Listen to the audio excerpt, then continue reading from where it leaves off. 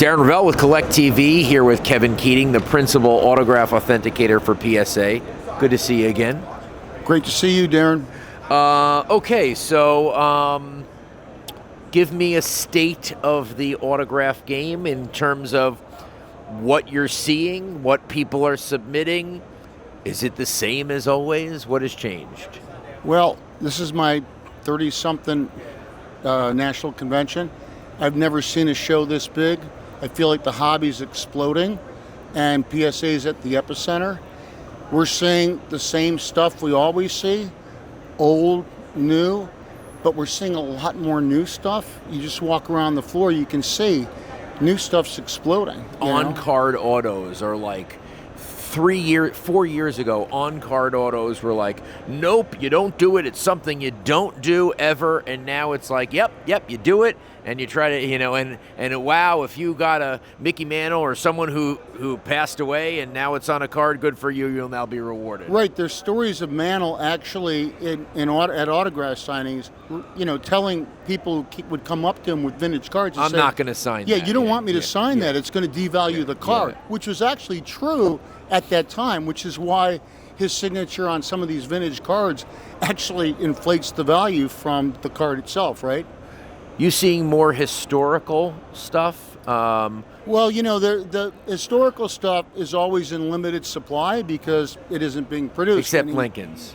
Well, yeah. I mean, we talked about that. Yeah. There were. You still think there's enough? Obviously, he signed for every soldier he dismissed, and right. There's a bunch of them. But you still think, even on Lincoln, where there is a tremendous amount of population, you still think there might not be. There's not enough to go around for a Lincoln to ever be worth $3,000. Well, I mean, Lincoln's worth a lot more than that. I know. That's what I'm saying. Yeah. Exactly. Yeah. I mean, autographs are a rare mix of supply and demand plus emotion. And the emotion is the part that people don't quite understand. It's not just supply and demand like most markets are, but it's the emotional part. Abraham Lincoln fought the Civil War, assassinated, brought the country together. Such an enormously historical figure in the United States of America and worldwide. I mean, he's admired worldwide. Yeah, so it's basically him and JFK in a class of their own. Right. Yeah. And right. JFK signed plenty. Right. But still, I call blue chip autographs JFK, Jackie Robinson. Yeah. Jackie Robinson. He signed a ton. Signed a ton, lived a short life. Yeah. I think 53, died in October 72. Yeah. But the thing about Jackie is he's the one sports figure that transcends sports, gets into culture, arguably started the civil rights movement of the 20th century when he broke the color ban, and then suffered all the horrendous, racism and things like that. So wherever you are buying the Jackie, try to get it when the market's down a little bit, but whatever you pay, eventually it'll be worth more. Yeah, the two autographs that I've seen are, let's just make it three. The ones that I've seen really rise are George Washington, Walt Disney, and Martin Luther King. Over the last 5 years, those guys, for me, watching it, has gone nuts. Oh, yeah. And MLK, obviously, one of those figures that no matter what you're paying, you'll be fine in the long run, right. If you're willing to, buy and hold. We've had a bunch of autograph controversies recently. A guy who unfortunately died by suicide. He said that he had a $350 million fake autograph business and made 80,000 Kobe autographs, and really put numbers out there that I don't think were believable, but still pumped some fear into the autograph space. This is cyclical. We have Operation Bullpen and everything else. How do you think it will affect the autograph world? Well, I can speak to how I think it'll affect our company. That's why we exist, right? We're umpires. We, the autograph authentication part of Collectors Universe, PSA, is, we're umpires and it's an opinion-based service. So let me explain what this guy did and how he did it. And I met with the FBI a couple days ago. I've got a good read on how the whole thing went down. He was very successful because authentic forgers have to do three things to be successful. The third is the toughest. I'll get to that. The first thing is they've got to get the right materials for what they're trying to do. So you don't want to do a Babe Ruth autograph in a blue Sharpie, right? Yeah. So you get the right materials. That's easy for what he was doing. Second thing is you've got to replicate the autograph to a reasonable amount of acceptability to the market that you're trying to hit. So if he's trying to run stuff through PSA, good luck with that. Right. If he's trying to sell stuff to unsophisticated collectors who are just buying based on price, he's got a real target audience. Because there are some people who are like, oh, I'm getting a gift. They don't really care. Exactly. It's probably not real, but... Well, or, hey, I'm getting a $1,500 Tom Brady autographed football, but I'm only paying $500. Man, I really scored.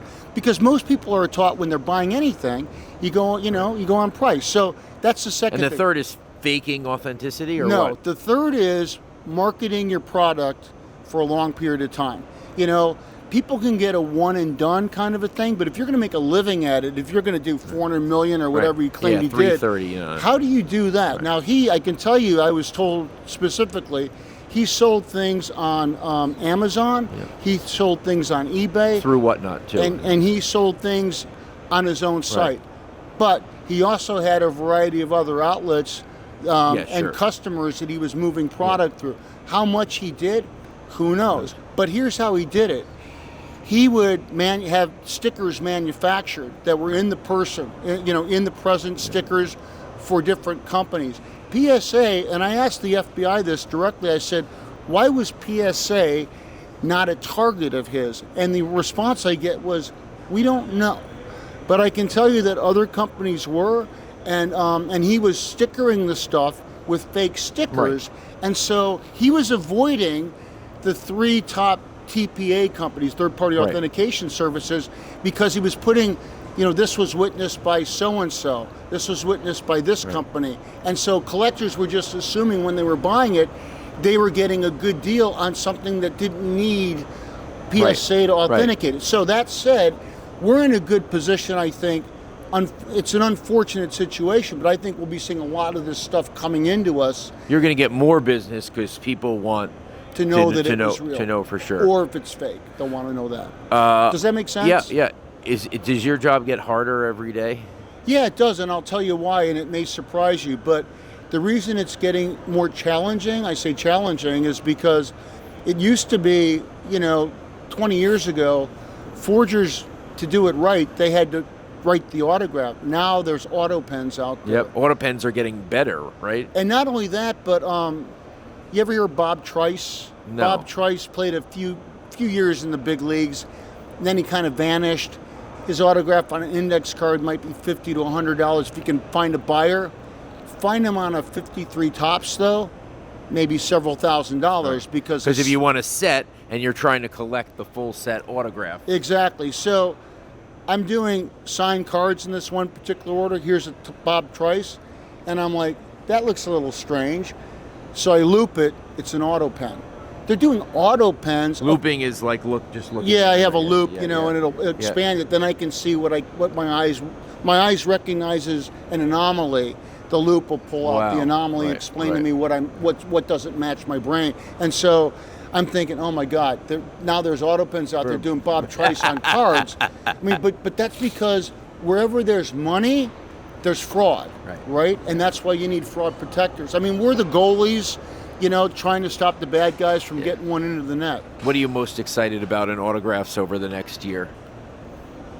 Honestly, Darren, every day for me is like Christmas. I never know what I'm going to see, and so... What have you seen here? Anything crazy? Well, the Lincoln documents I told you about. Okay, so it's the documents itself plus the Lincoln. Yeah, from Resnikov. Yeah, from Resnikov, which was... Anything else? Anything single, whether it's on something or... Well, we've seen some Clemente balls. He was my favorite player growing up. I met him twice. And got his signature, autograph. when you look at it, you're like... What is he doing? Like, it's like how did he... It's almost like all the letters are incomplete and they're a puzzle. It's a cool signature. But it's beautiful. Isn't it beautiful? It says Roberto Clemente, but when you look at that, you're like, I don't know how he did that. I would like to see a video of him doing that. Oh, yeah. I have a video in my head from when I saw him signing my stuff, which I still own. He's got a lot of variants. Like, if you look at his 55 rookie autograph, he's printing. You know, and then 56 he's printing. 57, 58 he started signing Bob Clemente. Well, his card said Bob Clemente too. Right, and he started signing Bob, and then he went away from that again for the rest of his life, and he would just sign Roberto. And he's got a lot of different variants up until when he died, and then he's got the sloppy in-person autograph. But you're right, you know, it's very artistic. You really have to look twice at it, and he's pretty well forged now too. There's some people out there that get it pretty close. Most coveted continues to be Jordan. Yeah, probably of living guys in terms of value, you know, Jordan. And he'll sign if you get him at a golf tournament or something like that. Good luck, you know.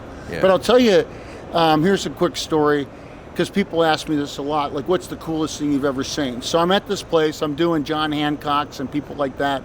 On site somewhere? Yeah, on site. And it was Gallery of History, actually. Yeah, sure. So they dropped this thing off, and they said, you know, Todd, who had founded that place, Todd paid $25,000 in 1980 for this thing, and I'm like, what was going for 25 grand in 1980? Nothing. Right. So I open it up, you know, it's in an envelope, and it's a canceled promissory note from like 1778, and I look at who it's and those were written out in hand of at the time, usually, right? Right. I owe this guy this book. Yeah. This actually did have like a bank associated, really? But you're right, most of them were handwritten. And so I look, and it's made out to this guy named Haim Solomon. And I'm thinking, I've never heard of this guy. The first ever gangster? No. Okay. Quite the opposite. Okay. Yeah. And you know, I'm a West Point graduate. I like to think of myself as a history buff, and I'd never heard of the guy, or at least I didn't remember hearing him. So I turn it over, and there's the autograph. So I'm researching the guy. Who the hell is Haim Solomon? It turned out he was the chief financier of the Revolutionary War for Washington. Oh, he's the one. Yeah, he's the guy who like gave him another 20,000 to like cross the river or something like that. Yeah. Like without him, we lose. Right. And I'm thinking, holy cow! Like this belongs in the Smithsonian. You know, like that to me is the coolest thing. I get chills. I want to buy that. And by the way, get that guy in some history books, please. Like my kids should know who that guy is. I should have known who that guy was, right? You know? Kevin Keating, thank you so much for joining us. My pleasure. Okay.